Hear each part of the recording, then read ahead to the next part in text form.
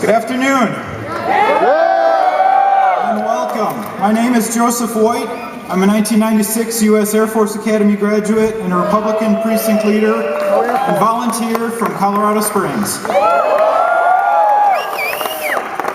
As a military officer, I took very seriously my oath to defend the Constitution, but I was also taught to avoid publicly engaging in politics. So it wasn't until I separated from the military that I finally took a critical look at the political landscape. That was when I first heard of Congressman Ron Paul, and his record on the issue struck me as almost too good to be true. Among the usual broken campaign promises of his peers, he was a Republican representative who actually voted against deficits and tax hikes consistently, who understood the importance of truly free markets, and he honored the same oath to the Constitution that I had. And I recall 10 years ago wishing that he would run for president. Words can't express what an honor it is for me to speak to you today and introduce our future President of the United States, Dr. Ron Paul. Ron Paul! Whoa! It did happen! Oh, that's awesome! Yeah!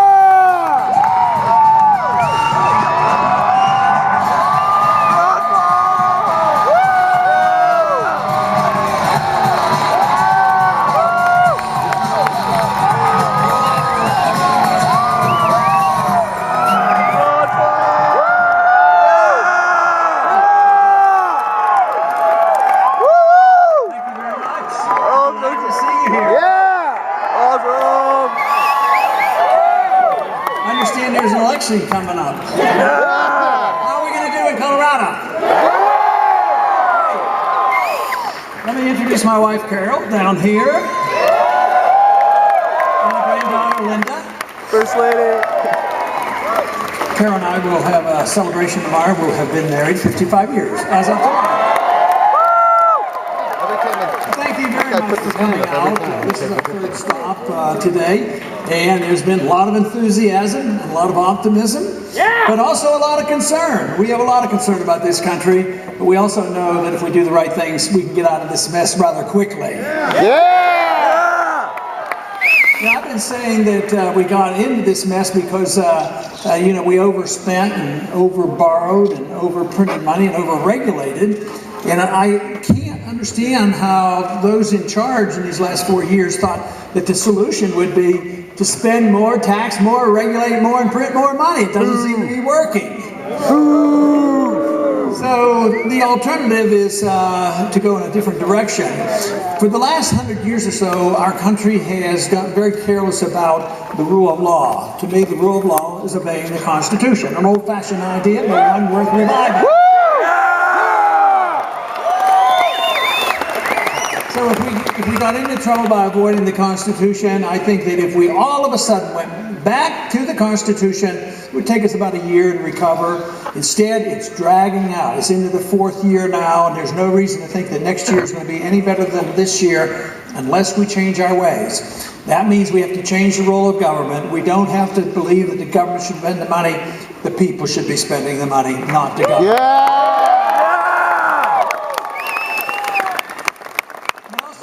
Our country in the last 100 years has lost confidence in the cause of liberty.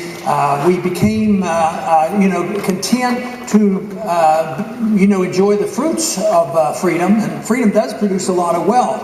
But then we got into the business of just forcibly redistributing wealth and forcibly, getting advantages from the government, forgetting about where production comes from, where wealth comes from. And now, what have we done in the last 30 or 40 years since there's been nothing sound about our currency? What we have done is we have consumed our wealth, we have bankrupted our country, and we cannot sustain it. We have to change our ways.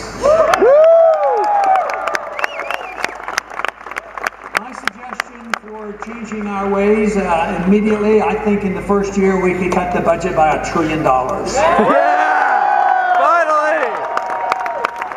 I've argued the case that the easiest place in the world to cut the spending, because there are so many special interests involved, but we can develop priorities. And I think the top priority for cutting is the money we waste overseas.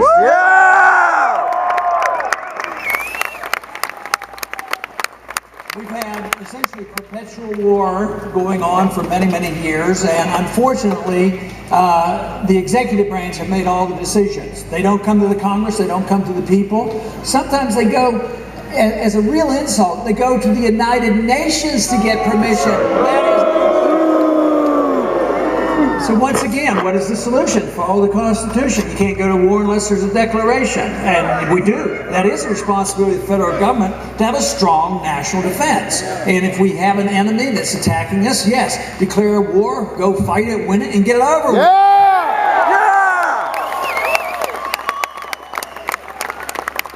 It is a great consumer of wealth, and right now that is what we have to do. We have to do the cutting, which means the war should end. We should start bringing our troops home from around the world.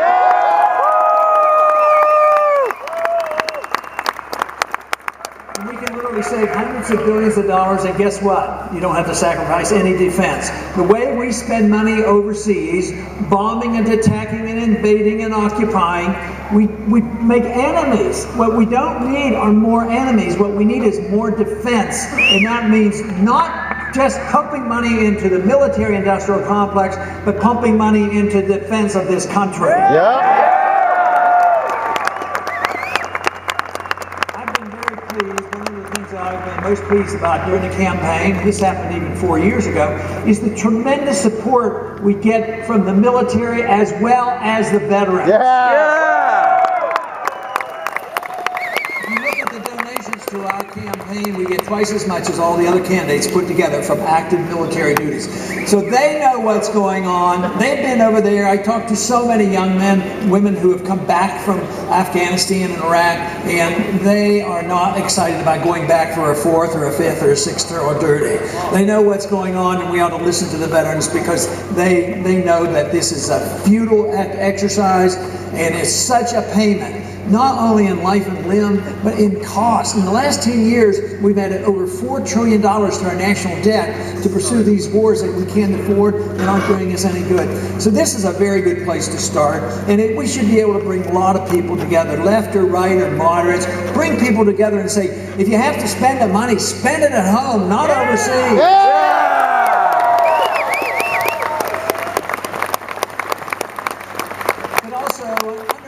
Of war, people are conditioned. This has been traditional as far back as World War I. It seems like people are too willing to give up their liberties in a time of war. Well, we also have to remember that all of us who serve, whether it's the military or in Washington, we take an oath of office to defend against all enemies, domestic, foreign and domestic, and so we have to watch who's going to attack our liberties here at home just as well. Politicians. Also, what's been happening here, the undermining of our personal liberties. I am convinced, as I bet most of you are, that you don't have to and shouldn't sacrifice any liberties for the so-called safety that the government is supposed to provide for us. We do not have to sacrifice.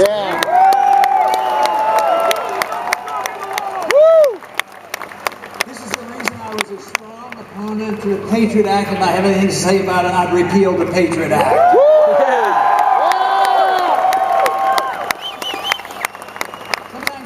Washington get passed because of the name, but almost inevitably, if you look at the name of a bill, just say in your mind, well, it's going to do exactly the opposite. They play tricks on us that way. So it wasn't very patriotic to vote for the Patriot Act. And if it had been called repeal the Fourth Amendment Act, nobody would have voted against it. That's what it did. But it's been systematic. That's not the only thing. I mean, we gave up a lot with the Patriot Act. It's continuous. Searches without warrant. Nothing is safe. Privacy at endless. I think symbolically, one of the worst things about doing searches without proper warrant and proper permission is what's happening at our airports. You know, the TSA is not making us safer. It's an abuse, and we shouldn't put up with it.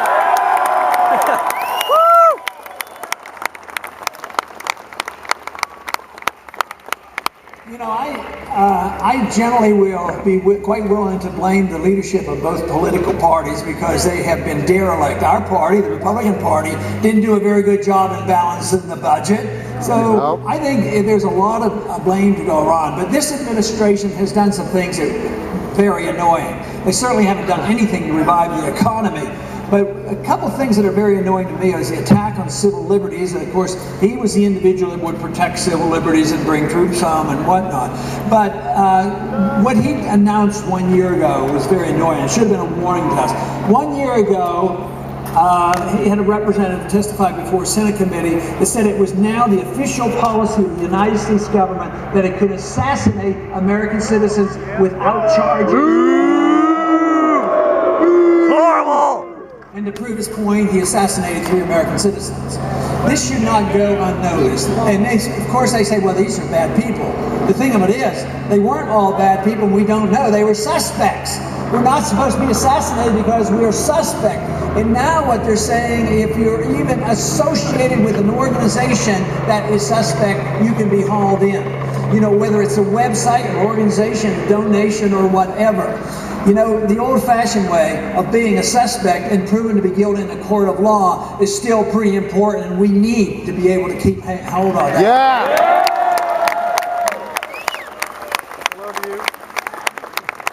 The National Defense Authorization Act has not helped it. It further has undermined. It's on the books. It's been codified, even though some of these abuses have been going on. At least they had the common sense to know they were illegal and didn't tell us about it. But it's getting that they're so bold, and they put it into the law, and the law now says that the military can arrest any American citizen, no charges made, and held indefinitely, no trial, and they don't even get an attorney in court offices. That is not the kind of America that we want to live in, and we have to deal with that. There was one provision in that bill that went to this extent, and fortunately it was caught before it was passed. It said that if an American citizen had been arrested and he was a suspect, a participant in whatever, and he was tried and found innocent, the government could still hold him indefinitely, and the trial meant nothing. I mean, that is... Come on. There was a certain senator from Kentucky that got that part of the bill removed.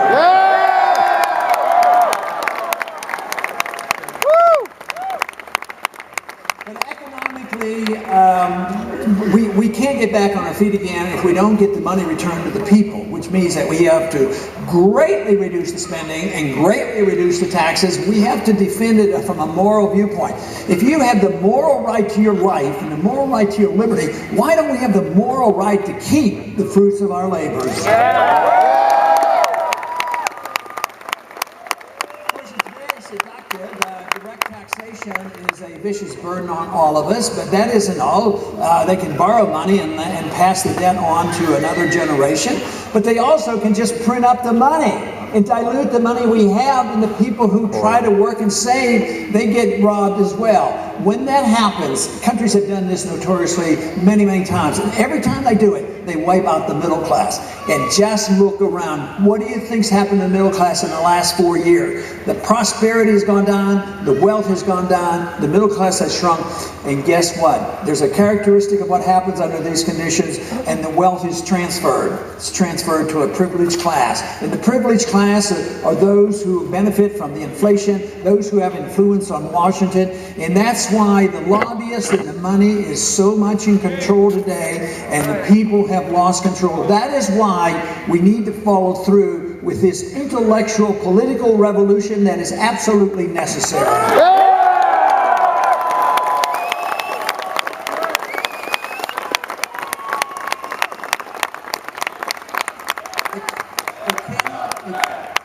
Hands up, Fed! Hands up, Fed! Hands up, Fed! Hands up, Fed! Hands up, Fed! How did you know that was my next topic?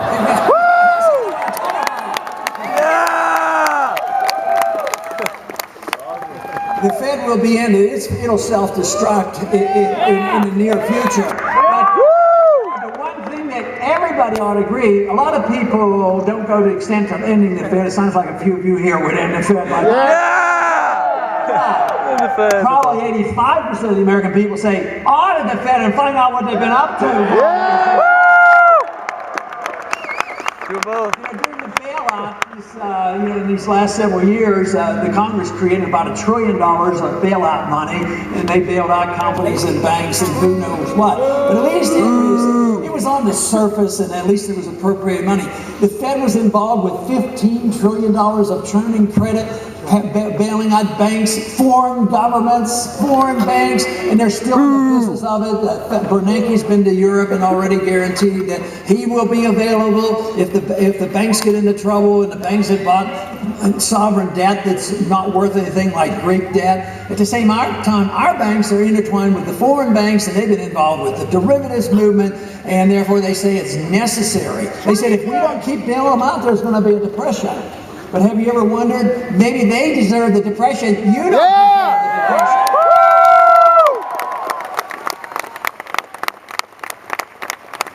I think what we need is a reassurance that freedom really, not only is popular, freedom really works. And it brings people together. That's why I think that freedom is so necessary. Because freedom and liberty emphasizes the individual. It comes to us as individuals, not because we belong to a group. This is why I do not like to use hyphenated rights. You know, everybody has equal rights, equal access to courts, not because we belong to a group or what we practice or do at all. It's because we're individuals, and everybody should be treated equally. And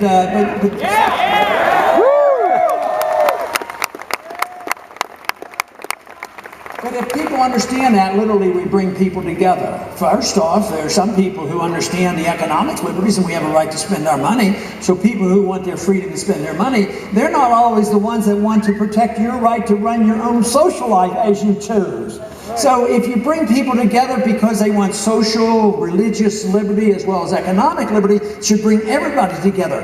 Not because everybody would use their liberty in the same manner, but we recognize that in religion, people can practice any religion they want as long as they don't hurt people. So when it comes to social issues and religious issues, intellectual issues, it should bring us together. We should all come together to defend liberty, and then we get the chance to use liberty as we so choose.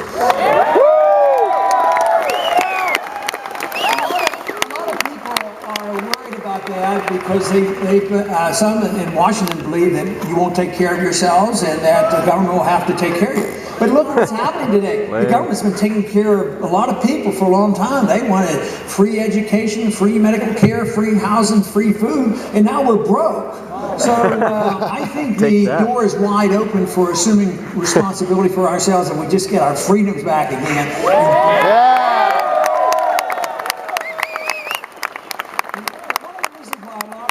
Reject the notion of having enough freedom to run your life as you choose, because somebody might do things that are offensive.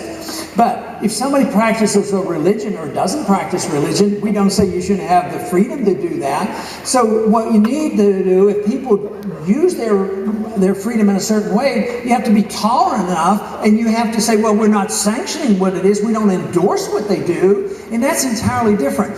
That is the only way freedom will work. And without that tolerance and this understanding, it will fail.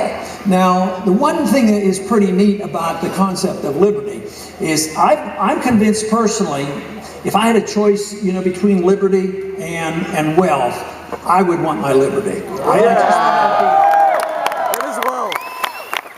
unfortunately, our society has concentrated on the wealth and forgot about the liberty. Now we're losing both. But if you defend liberty, it's automatic that you'll have the richest country in the world, the biggest middle class, and the best distribution.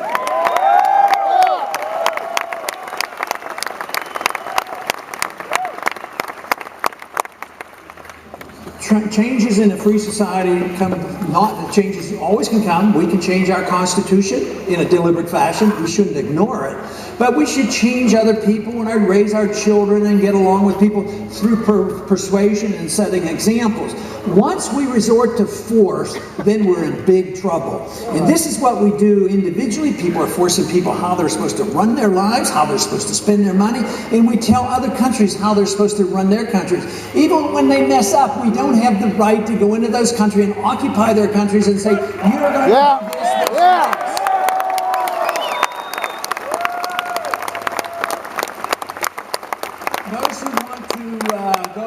the world in a military sense and force our way on others, say that we should do it because we're an exceptional nation, American exceptionalism. And there is a bit of American exceptionalism. We have been a great country. We had a great constitution, and there are a lot of very good values in America.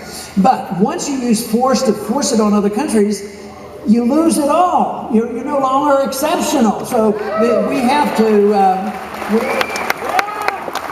do our job here to set an example, have a free and prosperous society, and then maybe people would want to emulate us. They're less likely to want to emulate us if we force ourselves on other people, and too much force in the world on individuals in the economy and around the world. And if we accept that, believe me, we could arrive at a much more peaceful and a much more prosperous society. Yeah.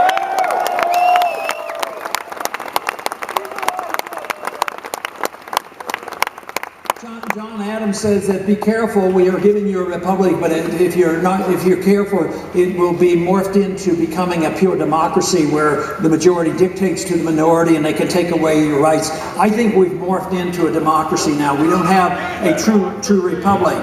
But he said if you do that, you'll know it when it comes, because then the society becomes very wasteful. It exhausts itself. He says eventually your society will murder itself. And he used that word, murder. And I keep thinking of what we're doing to our own civil liberties. Yes, we have a lot of fears and concerns, and there are some people who would want to do us harm, but we're doing more harm to ourselves. We're destroying our money. We're destroying our liberties. We're undermining our freedoms here at home. So, and we're murdering the middle class. So we don't have to do that. We don't have to invent anything new. We had a great example. It was wonderful, and we enjoyed it. But now we have to redefine the role of government. The government should not be there to run the welfare state nor to police the world. Our government should be there in a very limited fashion to defend our liberties. Yeah.